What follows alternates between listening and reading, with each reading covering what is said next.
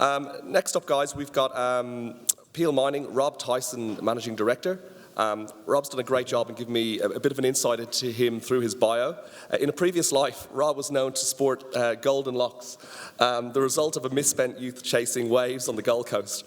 Soon after commencing geology in 1989, Rob was shortlisted for the Qantas Cadet Pilot Training Scheme and dreamt of the skies and surfing in more exotic locations. Alas, Bob Hawke broke the pilot strike, and with it, Rob's aerial bus driving ambitions when Qantas cancelled the training program. So he turned back to uni geology life, and with renewed zeal, graduating in 1992 with honours in grunge music, having achieved his goal of seeing Nirvana play live at Fisherman's Wharf. His postgraduate studies took him around the world. He went to North Shore, Hawaii, Surfside in California, Puerto Escondido in Mexico, and Zunzal, El Salvador. Not sure what that one is, but sounds like a pretty cool place. But he ran out of money and he got himself a real job. So please welcome Rob Tyson from Peel Mining. Thanks, Paul. It's good to be telling Peel's story again up here today, and yeah, lots changed since those days. My hairline has receded, obviously, and greyed, and I'm not sure whether that's to do with Peel or whether it's to do with four boys having to work with them every day. So, on to the story of Peel. So, corporate snapshot, around 400 million shares on issue after about 14 years of listed life. Market cap of around $100 million at the moment. So at the end of the quarter, we had just under $17 million cash on hand. Our largest shareholders, St Barbara, are up there with just under 10%, but Josh Pitt holds the pole position at just under 17% of the company and has been a stalwart investor across Peel's journey. Directors with skin in the game, and certainly Jim Simpson, who joined us recently, has been voting with his wallet in terms of the company's future and prospects, and he's been buying on market in the windows available. And Josh Pitt also has been certainly buying on market regularly. We did a capital raising earlier this year that topped up the coffers to allow us to really get into this Cobar copper development story, and we welcome Paradise Investments to the substantial shareholders as well at that time.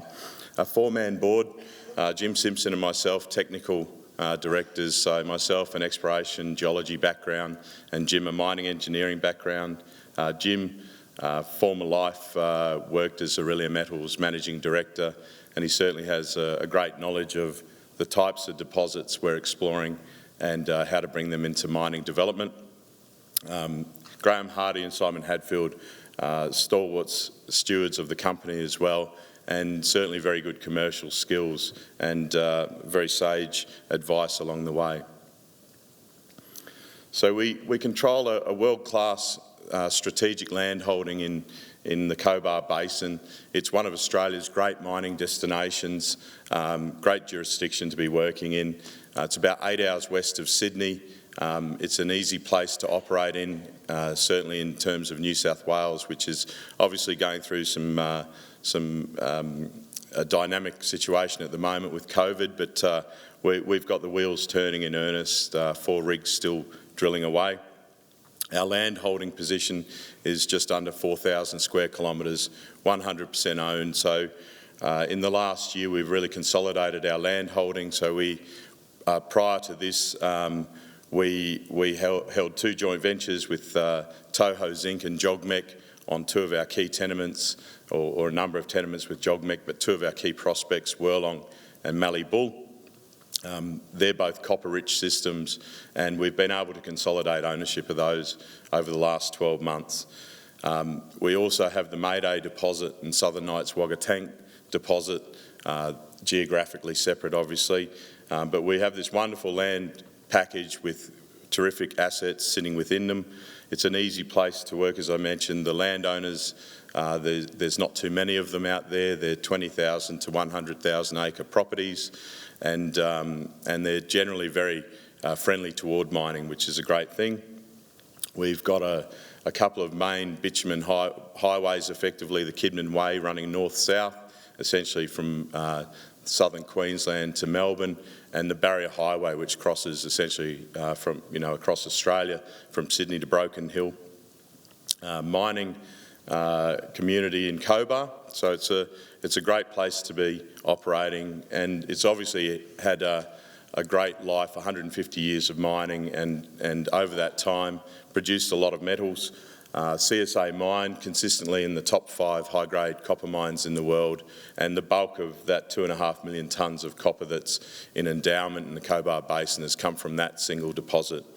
So we love the area. We've been very successful over our life there.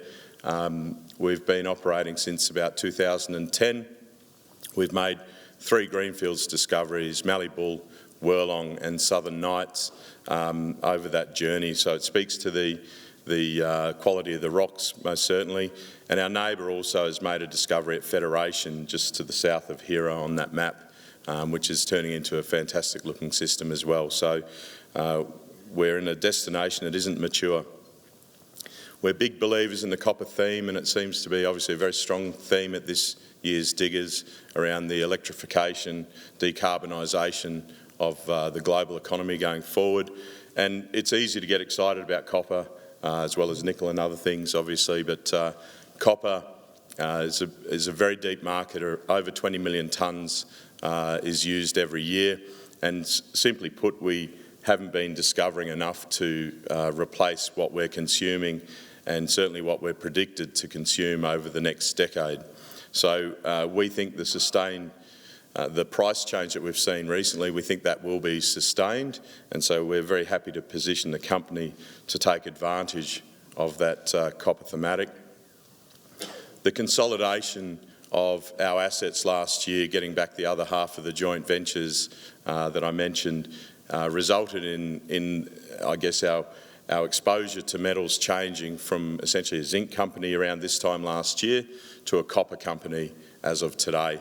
And our resource base obviously grew through that process as well. So the consolidation helped us with this copper first sort of strategy that we're deploying at the moment, and that's a focus of the company.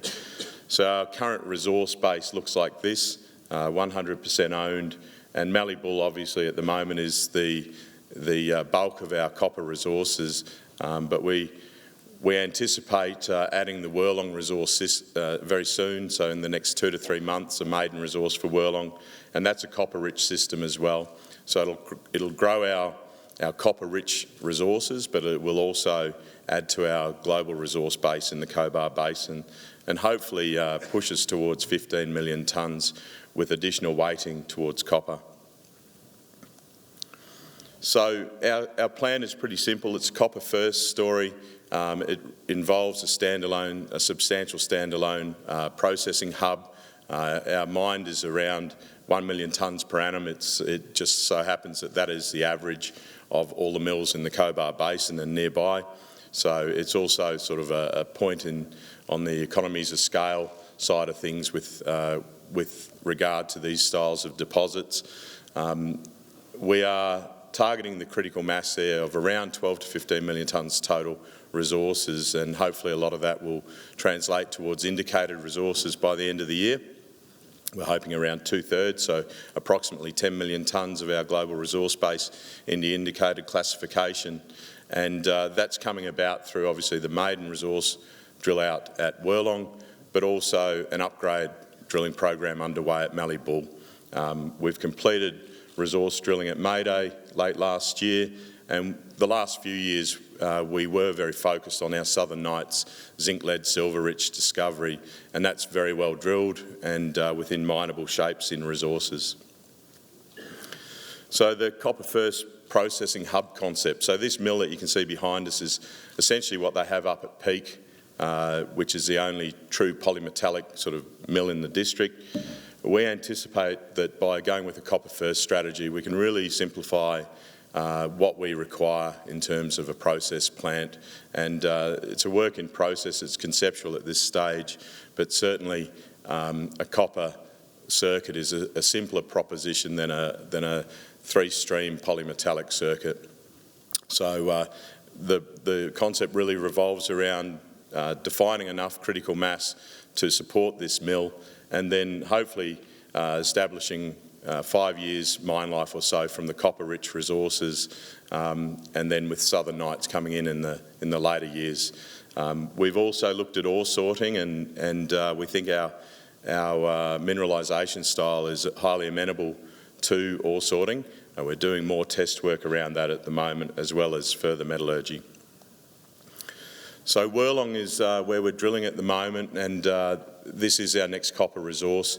It's likely to be a high-grade, relatively high-grade copper resource, so we're hoping we can achieve sort of in the range of 2 to 3% copper grade as the headline resource number, and the tonnes are still to be determined, but we're hoping again that we can target sort of 2 to 3 million tonnes in our initial maiden resource.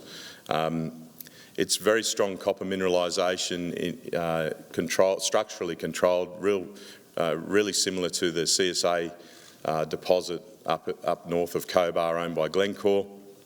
Essentially a number of structures cross-cutting one another that control a high-grade mineralisation.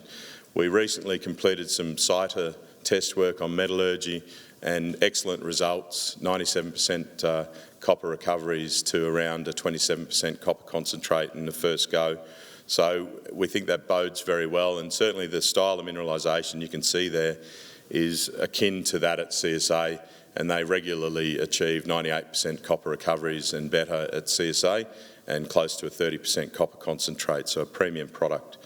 So we see this as a very important string to the bow, as essentially part one of our copper story. These are some of our recent copper drill results, and they are some of the best being reported within Australia at the moment, no question. We're targeting what we call the Western Lens, and most of these drill results sit on that Western Lens, but it's essentially stacked load, so we expect this resource to grow over time. Mallee Bull is the other string to the copper bow, the second part of it. This sits on 20,000 acres of land that Peel bought around 7 years ago, so it's a logical central location for a mill, but the detail for that is still to be determined. But around 5 million tonnes of this resource is currently inferred, and the balance is indicated. We really want to switch that ratio around and get most of this resource to indicated. Again, starts quite shallow, around 60 metres below surface, but that Cobar style of mineralisation, continuity in the vertical plane, and certainly takes us to around 800 metres below surface with mineralisation and open at depth. So some of those historic results from our earlier drilling listed at the top, but the first couple of drill holes have come in from our infill drilling, and very encouraging. Those results you can see there, 25 metres at 4% copper, 36 at 3.5% copper, and those results came from a part of the resource where in the previous model it was thinner, so it's dragged high-grade mineralisation closer to surface. Southern Nights Wagga Tank, as I mentioned, this is actually the most advanced of our resources. It's been put within mineable shapes, so stope shape optimisation over the block model using an $80 per tonne NSR cut-off. This system's wide open, analogue to Rosebery or Golden Grove in terms of style in our minds, and open along strike and at depth. So in due course we want to get back here, and there's some low-hanging fruit to chase up to improve the quality of the resource. And Mayday, last but not least, is the gold-rich VMS system Mayday, and this system is very shallowly drilled to date. We've only drilled to about 300 metres below surface, and there's a large magnetic anomaly sitting at depth that remains untested. So we believe this has got excellent potential to add to the resource base in the future. The forward program looks like this. So we've completed drilling at Mayday. We've got a lot of metallurgical test work and ore sorting test work underway. We're underway with our hydrological environmental study work, permitting work, geotechnical work. So a lot of the work that we need to feed into scoping and feasibility study work is underway as we speak. But the key is building that resource base, and that's a focus of our four drill rigs that are underway at the moment. So investment highlights, look, we're a copper story. We're one of very few on the ASX. We've got some excellent grade in our deposits. The Cobar Basin is a very right place to be exploring, and we believe we can establish high-grade copper mining operation to begin with, and over the longer journey, a large-scale mining presence in the Cobar Basin. And this is some of our team on site, and look, obviously with COVID affecting Greater Sydney, it's becoming more challenging working in New South Wales, so I do offer my thanks to them. They are doing a sterling job in a pretty cold, wet winter in Cobar, and some of them extended time away from family to keep the wheels turning. So my appreciation to them, and also to you for listening to Peel's story. Thank you. Thanks very much, Rob. I love that simplified, copper first strategy. So well done. In the interest of time, we'll keep moving on. Thank you very much.